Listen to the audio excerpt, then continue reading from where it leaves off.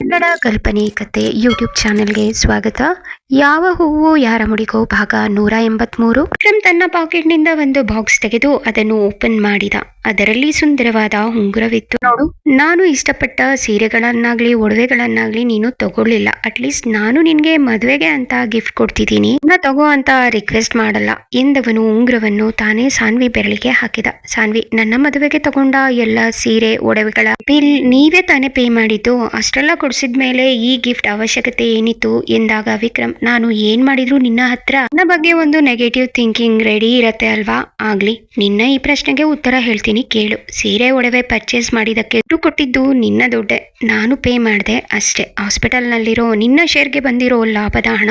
ಆದ್ರೆ ನಾನು ಈಗ ಕೊಟ್ಟಿರೋ ಈ ಉಂಗುರ ಇದು ನನ್ನ ಸ್ವಂತ ದುಡ್ಡಿಂದ ತಗೊಂಡು ಬಂದಿರೋದು. ಇಷ್ಟು ಕ್ಲಾರಿಫಿಕೇಶನ್ ಸಾಕಾ, ಇಲ್ಲ ಇನ್ನೂ ಏನಾದ್ರೂ ಪ್ರಶ್ನೆ ಇದೆಯಾ ಎಂದಾಗ ಸಾನ್ವಿ ಇಲ್ಲವೆಂಬಂತೆ ಆಡಿಸಿ ವಿಕ್ರಮ್ನನ್ನೇ ನೋಡುತ್ತಾ ಮನಸ್ಸಿನಲ್ಲಿ, ನನ್ನ ಕಡೆಯಿಂದ ಯಾವ ಪ್ರಶ್ನೆ ಇಲ್ಲ, ನಿಮ್ಮಿಂದ ಯಾವ ಉತ್ತರ ಬೇಡ.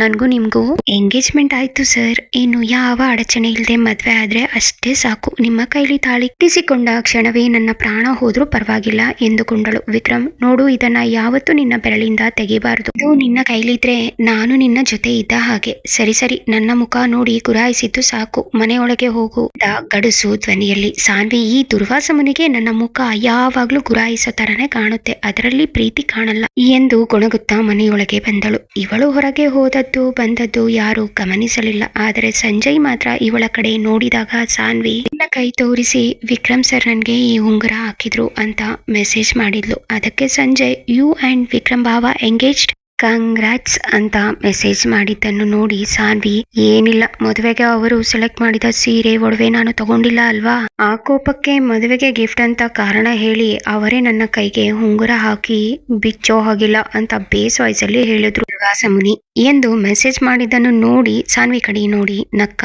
ಎಲ್ಲರೂ ಊಟ ಮುಗಿದ ನಂತರ ಪಂಕಜ್, ವಿಕ್ರಮ್, ಪ್ರೀತಮ್, ಸಂಜಯ್ ಎಲ್ರು ಗಾರ್ಡನ್ಗೆ ಬನ್ನಿ, ಹಾಗೆ ಮದ್ವೆ ಬಗ್ಗೆ ಒಂದು ಸ್ವಲ್ಪ ಹೊತ್ತು ಡಿಸ್ಕಸ್ ಮಾಡೋಣ ಎಂದ. ಮನೆಯ ಹಿರಿಯರೆಲ್ಲರೂ ಹೋಗಿ ಇಳಗಿಕೊಂಡರು. ಎಲ್ಲರೊಂದಿಗೆ ಶರಣ್ಯ, ಪಲ್ಲವಿ ಕೂಡ ಗಾರ್ಡನ್ ಕಡೆ ಹೊರಟರು. ಆದರೆ ಸಾನ್ವಿ ಮಾತ್ರ ರೂಮ್ ಕಡೆ ಹೊರಟಿದ್ದನ್ನು ನೋಡಿ ವಿಕ್ರಮ್ ಅವಳ ಹಿಂದೆ ಬಂದವನು, ಹಲೋ ಮೇಡಮ್, ಮದ್ವೆ ನಿಮ್ದು, ನಂದಲ್ಲ. ಪಂಕಜ್ ಹೇಳಿದ್ದು ಕೇಳಲಿಲ್ವಾ? ಮದ್ವೆ ಬಗ್ಗೆ ಏನೋ ಡಿಸ್ಕಸ್ ಮಾಡ್ಬೇಕಂತೆ, ತಾವು ಬಂದ್ರೆ ಒಳ್ಳೇದು ಎಂದಾಗ ಸಾನ್ವಿ, ಪ್ಲೀಸ್ ಸರ್, ನನ್ಗೆ ನಿದ್ದೆ ಬರ್ತಿದೆ ಎನ್ನುತ್ತಾ ರೂಮ್ ಬಾಗಿಲು ಹಾಕಿಕೊಳ್ಳುತ್ತಿದ್ದ ಅವಳನ್ನು ತಡೆದು ಅವನು ತನ್ನ ತೋಳುಗಳಲ್ಲಿ ಸಾನ್ವಿಯನ್ನೇ ಎತ್ತುಕೊಂಡು ಗಾರ್ಡನ್ ಕಡೆ ಹೆಜ್ಜೆ ಹಾಕಿದ. ಸಾನ್ವಿ, ಬರ್ತೀನಿ ಪ್ಲೀಸ್ ಬಿಡಿ, ಪ್ಲೀಸ್, ಯಾರಾದ್ರೂ ನೋಡಿದ್ರೆ ಏನನ್ಕೋತಾರೆ ಎಂದಳು. ವಿಕ್ರಮ್, ಏನನ್ಕೋತಾರೆ? ಯಾಕೆ, ಏನಾಗಿದೆ ನಿನ್ಗೆ? ಏನೇನೋ ಹೇಳ್ತೀಯ. ನಾನು ನಿನ್ನನ್ನ ಎತ್ತಿಕೊಂಡ್ರೆ ಯಾರು ಏನನ್ಕೋತಾರೆ? ಇತ್ತೀಚೆಗೆ ಏನೋ ಆಗಿದೆ ನಿನ್ಗೆ. ಎಲ್ಲಾದ್ರೆ ನಾನು ಯಾವಾಗ್ಲೂ ನಿನ್ನ ಮೇಲೆ ಕೋಪ ಮಾಡ್ಕೋತಿದ್ದೆ, ಈಗ ನಿನ್ನ ಬಗ್ಗೆ ಕಾಳಜಿ ಮಾಡ್ತೀನಿ, ಅದನ್ನ ನೋಡಿ ಯಾರು ತಪ್ಪು ತಿಳ್ಕೊತಾರೆ. ಈಗ ನೀನು ಬರಲ್ಲ ಅಂದೆ, ನನ್ನ ಹತ್ರ ಜಗಳ ಮಾಡೋ ಮೂಡಿಲ್ಲ, ಜೊತೆಗೆ ನೀನು ಮಾತಾಡಿ ಮಾತಾಡಿ ಬರಲ್ಲ ಬರಲ್ಲ ಅಂತ ಹೇಳಿದ್ದನ್ನೇ ಹೇಳಿ ಸುಸ್ತು ಮಾಡ್ಕೋತೀಯ, ಅದಕ್ಕೆ ಜಾಸ್ತಿ ಮಾತಾಡದೆ ಎತ್ಕೊಂಡು ಹೋಗ್ತಿದ್ದೀನಿ.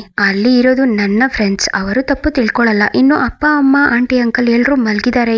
ಹಾಗೆ ಮಾತನಾಡುತ್ತಾ ಅವನು ಗಾರ್ಡನ್ಗೆ ಬಂದಿದ್ದ. ಎಲ್ಲರೂ ಇವರ ಕಡೆ ಆಶ್ಚರ್ಯದಿಂದ ನೋಡುತ್ತಿದ್ದರು. ಸಾನ್ವಿ, ಪ್ಲೀಸ್ ಈಗಲಾದ್ರೂ ನನ್ನನ್ನ ಕೆಳಗೆ ಇಳಿಸಿ ಎಂದು ಎಷ್ಟು ಕೇಳಿಕೊಂಡರು. ವಿಕ್ರಮ್ ಅವಳನ್ನು ಕೆಳಗೆ ಇಳಿಸದೆ ಅವಳನ್ನು ಕರೆದುಕೊಂಡು ಬಂದು ಚೇರ್ ಮೇಲೆ ಕೂರಿಸಿದ. ಎಲ್ಲರೂ ಇವರನ್ನೇ ನೋಡುತ್ತಿದ್ದರಿಂದ ವಿಕ್ರಮ್ಗೂ ಸ್ವಲ್ಪ ಮುಜುಗರವೆನಿಸಿ, ಎಲ್ರು ಯಾಕೆ ಹಾಗೆ ನೋಡ್ತಿದ್ದೀರಾ, ಮದ್ವೆಗೆ ಎಲ್ಲ ತಯಾರಿ ಮಾಡ್ಕೋತಿದೀವಿ, ಹಾಗೆ ಮದುಮಗಳನ್ನ ಸೋದರ ಮಾವ ಎತ್ತಿಕೊಂಡು ಮದುವೆ ಮಂಟಪಕ್ಕೆ ಕರ್ಕೊಂಡು ಬರ್ಬೇಕು ಅಲ್ವಾ, ಇವಳಿಗೆ ನಮ್ಮಪ್ಪ ಸೋದರ ಮಾವ ಆಗ್ಬೇಕು, ಆದ್ರೆ ನಮ್ಮಪ್ಪನಿಗೆ ವಯಸ್ಸಾಗಿದೆ, ಹೀಗೆ ಇವಳನ್ನ ಎತ್ಕೊಂಡು ಮದುವೆ ಮಂಟಪಕ್ಕೆ ಕರ್ಕೊಂಡು ಬರೋ ಶಕ್ತಿ ಇಲ್ಲ, ಅದಕ್ಕೆ ಅವರ ಮಗ ನಾನು ಎತ್ತುಕೊಂಡು ಹೋಗ್ಬೇಕು ಅಲ್ವಾ, ಅದಕ್ಕೆ ಪ್ರಾಕ್ಟೀಸ್ ಮಾಡೋಣ ಅಂತ ಎತ್ಕೊಂಡ್ ಬಂದೆ ಎಂದ. ವಿಕ್ರಮ್ನ ಈ ಮಾತು ಕೇಳಿ ಎಲ್ಲರೂ ಮತ್ತೊಮ್ಮೆ ಆಶ್ಚರ್ಯಚಕಿತರಾದರು. ಸಂಜಯ್ ಪ್ರೀತಮ್ನ ಕಿವಿಯಲ್ಲಿ ನೋಡಿದ್ರ ಭಾವ, ವಿಕ್ರಮ್ ಭಾವ ನಮ್ಮ ಕಿವಿಗೆ ಹೇಗೆ ಹೂವ ಇಡ್ತಿದ್ದಾರೆ ಅಂತ ನಮ್ಗೇನು ಅರ್ಥ ಆಗಲ್ಲ ಅನ್ಕೊಂಡಿದ್ದಾರೆ.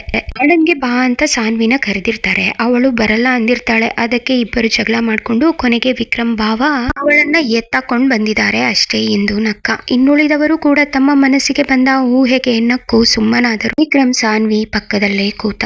ಎಲ್ಲರೂ ತುಂಬಾ ಹೊತ್ತು ಮದುವೆಯ ಅರೇಂಜ್ಮೆಂಟ್ಸ್ ಬಗ್ಗೆ ಮಾತನಾಡಿ ನಂತರ ಪಂಕಜ್, ಎಲ್ರು ಹೋಗಿ ಮಲ್ಕೊಳ್ಳಿ ಎಂದ.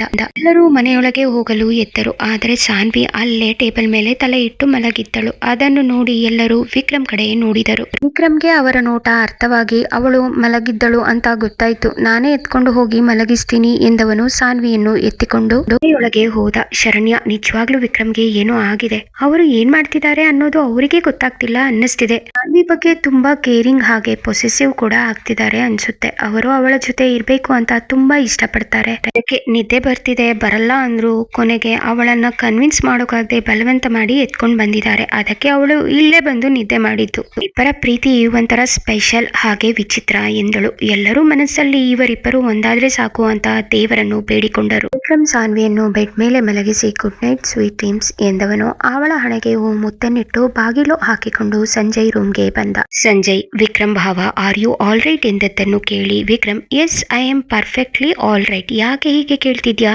ಎಂದ. ಸಂಜಯ್, ಏನಿಲ್ಲ, ತುಂಬಾ ಸುಸ್ತಾಗಿರೋ ತರ ಕಾಣ್ತಿದ್ದೀರಾ, ಅದಕ್ಕೆ ಕೇಳ್ದೆ ಅಷ್ಟೇ ಎಂದ. ವಿಕ್ರಮ್, ಹಾಸ್ಪಿಟಲ್ ನಲ್ಲಿ ತುಂಬಾ ಟೆನ್ಷನ್. ಮುಂಚೆಗೆ ನಾರ್ಮಲ್ ಡೆಲಿವರಿ ತುಂಬಾ ಕಡಿಮೆ, ಸಿಸೇರಿಯನ್ ಜಾಸ್ತಿ. ತುಂಬಾ ಬೇಜಾರಾಗುತ್ತೆ. ಒಬ್ಬ ತಾಯಿ ಮಗುಗೆ ಜನ್ಮ ಕೊಡೋಕೆ ಎಷ್ಟು ಕಷ್ಟ ಪಡ್ತಾಳೆ. ಮಗುಗೆ ಜನ್ಮ ಕೊಡೋಕೆ ಒಂದು ಹೆಣ್ಣಿನ ಹೋರಾಟ ಅವಳ ಜೀವದ ಜೊತೆನೆ. ಅವಳು ಒಂದು ಜೀವಕ್ಕೆ ಜನ್ಮ ಕೊಡೋದ್ರ ಜೊತೆಗೆ ತಾನು ಕೂಡ ಪುನರ್ಜನ್ಮ ಪಡ್ಕೋತಾಳೆ. ಹೆಣ್ಣಿನ ಪರಿಸ್ಥಿತಿನ ನೆನೆಸ್ಕೊಂಡ್ರೆ ಮನಸ್ಸಿಗೆ ತುಂಬಾ ಸಂಕಟ ಆಗುತ್ತೆ. ಜೊತೆಗೆ ಆ ದೇವ್ರು ಆ ಹೆಣ್ಣಿಗೆ ಕೊಟ್ಟಿರೋ ಆ ಶಕ್ತಿನ ಖುಷಿನೂ ಆಗುತ್ತೆ. ಹೆಣ್ಣು ಮಗುಗೆ ಜನ್ಮ ಕೊಡ್ಬೇಕಾದ್ರೆ ಅವಳ ನೋವು ಎಷ್ಟಿರುತ್ತೆ, ಆದ್ರೆ ಆ ನೋವನ್ನೆಲ್ಲ ಮಗುವಿನ ಮುಖ ನೋಡಿದ ತಕ್ಷಣ ಮರೆತು ಬಿಡ್ತಾಳೆ. ಅಂತಹ ಸಂತೋಷದ ಕ್ಷಣದಲ್ಲಿ ನಾವು ಭಾಗಿಯಾಗಿರ್ತೀವಿ ಅನ್ನೋದೇ ನಮಗೆ ಖುಷಿ.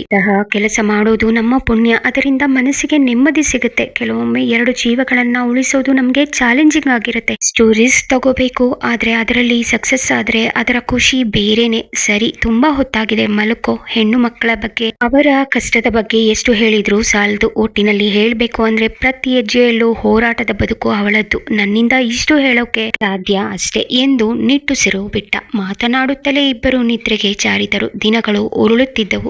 ದಿನೇ ವಿಕ್ರಮ್ ಮಂಕಾಗುತ್ತಿದ್ದ. ಆದಷ್ಟು ಸಾನ್ವಿಯಿಂದ ದೂರ ಇರೋ ಪ್ರಯತ್ನ ಮಾಡುತ್ತಿದ್ದ. ಸಾನ್ವಿ ಖುಷಿಯಾಗಿದ್ದನ್ನು ನೋಡಿ ಅವಳು ಖುಷಿಯಾಗಿ ಮದುವೆಗೆ ಒಪ್ಪಿದ್ದಾಳೆಂದು ಮನಸ್ಸಿಗೆ ಸಮಾಧಾನವಾಗಿತ್ತು. ಆದರೆ ಅವಳು ಅವನಿಂದ ದೂರವಾಗುತ್ತಿದ್ದಾಳೆ ಅನ್ನೋ ನೋವು ಅವನ ಮನಸ್ಸಲ್ಲಿ ಗಾಢವಾಗಿ ಕುಳಿತಿತ್ತು. ಸಾನ್ವಿ ಮದುವೆಗೆ ಇನ್ನು 4 ದಿನ ಬಾಕಿ ಇತ್ತು. ವಿಕ್ರಮ್ ಸಾನ್ವಿ ಮದುವೆ 4 ದಿನ ನಡೆಯಬೇಕೆಂದು ಪಟ್ಟಿದ್ದ. ಅವನ ಆಸೆಯಂತೆ ಪಂಕಜ್ನೊಂದಿಗೆ ಎಲ್ಲರೂ ಸೇರಿ ಮದುವೆಯನ್ನು 4 ದಿನ ಇದ್ದ ಹಾಗೆ ಎಲ್ಲ ಕಾರ್ಯಕ್ರಮಗಳನ್ನು ಮಾಡಿದರು. ಆ ದಿನ ಬೆಳಕಿನಿಂದಲೇ ಎಲ್ಲರೂ ಕಾಯುತ್ತಿದ್ದ ಸಾನ್ವಿ ಮದುವೆಯ ಮೊದಲ ದಿನದಂದು ಮೆಹಂದಿ ಶಾಸ್ತ್ರ ಶುರುವಾಗಿತ್ತು.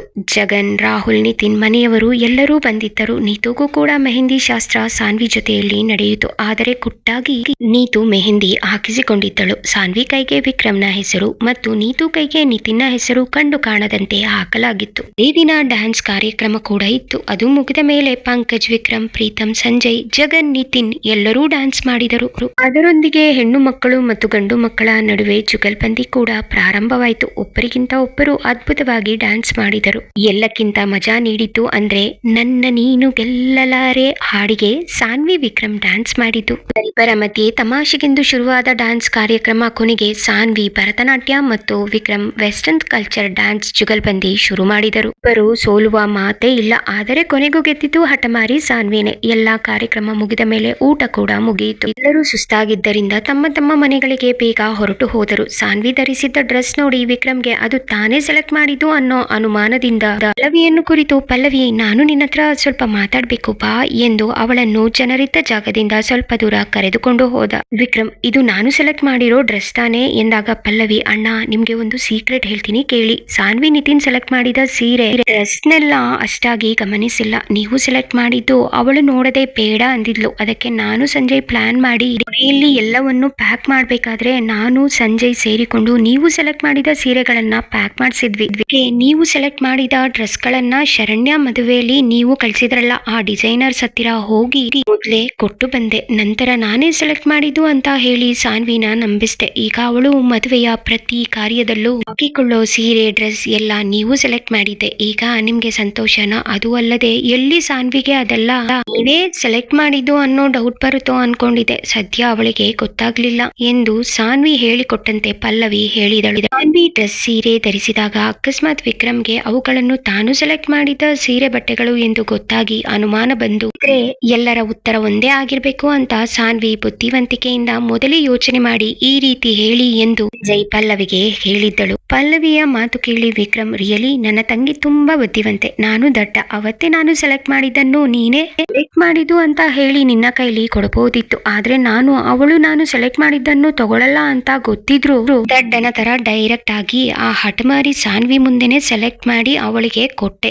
ನನ್ನ ತಂಗಿಗೆ ಇರೋ ಬುದ್ಧಿವಂತಿಕೆ ಇಲ್ಲ ಎಂದ ಪಲ್ಲವಿ. ಇಲ್ಲ ಅಣ್ಣ, ನಾನೇನು ಅಷ್ಟೊಂದು ಬುದ್ಧಿವಂತೆ ಅಲ್ಲ, ಪಾಪ ಟೆನ್ಷನ್ ನಲ್ಲಿ ನಿಮ್ಗೆ ಹೊಳೆದಿಲ್ಲ ಅಷ್ಟೇ. ನನಗೂ ಈ ಪ್ಲಾನ್ ತಕ್ಷಣ ಹೊಳಿಲಿಲ್ಲ. ಶಾಪಿಂಗ್ ಮುಗಿಯೋ ತನಕ ಯೋಚನೆ ಮಾಡಿ ಕೊನೆಗೆ ಸಂಜಯ್ ಹತ್ರ ಡಿಸ್ಕಸ್ ಮಾಡಿ ಇಬ್ಬರು ಸೇರಿ ಈ ಪ್ಲಾನ್ ಮಾಡಿದ್ವಿ. ಇದರಲ್ಲಿ ಸಂಜಯ್ದು ಪಾಲಿದೆ ಎಂದಳು ಪಲ್ಲವಿ. ತನ್ನನ್ನು ವಿಕ್ರಮ್ ಕರೆದಾಗಲೇ ಅವನು ಡ್ರೆಸ್ ಬಗ್ಗೆ ಕೇಳ್ತಾನೆ ಅನ್ನೋ ಅನುಮಾನದಿಂದ ಸಂಜಯ್ಗೆ, ನೀನು ಸಾನ್ವಿ ನನ್ನನ್ನ ಫಾಲೋ ಮಾಡಿ, ವಿಕ್ರಮಣ್ಣ ನನ್ನ ಹತ್ರ ಮಾತಾಡ್ಬೇಕು ಅಂತಿದ್ದಾರೆ ಅಂತ ಮೆಸೇಜ್ ಹಾಕಿದ ತಕ್ಷಣ ಸಂಜಯ್ ಸಾನ್ವಿಯನ್ನು ಅವಸರದಲ್ಲಿ ಕರೆದುಕೊಂಡು ಬಂದವನು ವಿಕ್ರಮ್ ಪಲ್ಲವಿ ನಿಂತು ಮಾತಾಡುತ್ತಿದ್ದ ಜಾಗದಿಂದ ಆಚೆ ಇದ್ದ ಗೋಡೆಯ ಮರೆಯಲ್ಲಿ ನಿಂತು ಕೇಳಿಸಿಕೊಳ್ಳುತ್ತಿದ್ದರು. ಇವರ ಮಾತನ್ನು ಕೇಳಿಸಿಕೊಂಡು ಇಬ್ಬರು ಮುಸುಮುಸಿ ನಗುತ್ತಿದ್ದರು. ಪಲ್ಲವಿ, ಅಣ್ಣ ಹೊತ್ತಾಗಿದೆ, ನಿಮ್ಗೆ ಹಾಸ್ಪಿಟಲ್ ನಲ್ಲಿ ತುಂಬಾ ಕೆಲಸ, ಜೊತೆಗೆ ಇಲ್ಲಿಯೂ ಓಡಾಟ, ಮೊದಲು ಹೋಗಿ ರೆಸ್ಟ್ ಮಾಡಿ ಎಂದಾಗ ವಿಕ್ರಮ್, ಸರಿ ನೀನು ಹೋಗಿ ಮಲಗು, ಗುಡ್ ನೈಟ್ ಎಂದು ಹೇಳಿ ಮನೆಯೊಳಗೆ ಹೊರಟು ಹೋದ. ಮುಂದೇನು? ಹೈಲಿ ಎಜುಕೇಟೆಡ್ ಡಾಕ್ಟರ್ ವಿಕ್ರಮ್ ನಿಜವಾಗ್ಲೂ ಎಲ್ಲರಿಂದ ಫೂಲ್ ಆಗ್ತಿದಾನ? ತಿಳ್ಕೋಬೇಕಾ? ಕಥೆಗಾಗಿ ಕಮೆಂಟ್ ಮಾಡಿ. ಈ ಕತೆ ನಿಮಗೆ ಹೇಗೆ ಅನಿಸಿತು ದಯವಿಟ್ಟು ಕಮೆಂಟ್ ನಲ್ಲಿ ತಿಳಿಸಿ. ನನ್ನ ಚಾನೆಲ್ಗೆ ದಯವಿಟ್ಟು ಸಬ್ಸ್ಕ್ರೈಬ್ ಮಾಡಿಕೊಳ್ಳಿ, ವಿಡಿಯೋಗೆ ಲೈಕ್ ಮಾಡಿ, ಹೆಚ್ಚು ಶೇರ್ ಮಾಡಿ, ದಯವಿಟ್ಟು ಪ್ರೋತ್ಸಾಹಿಸಿ. ಧನ್ಯವಾದಗಳು.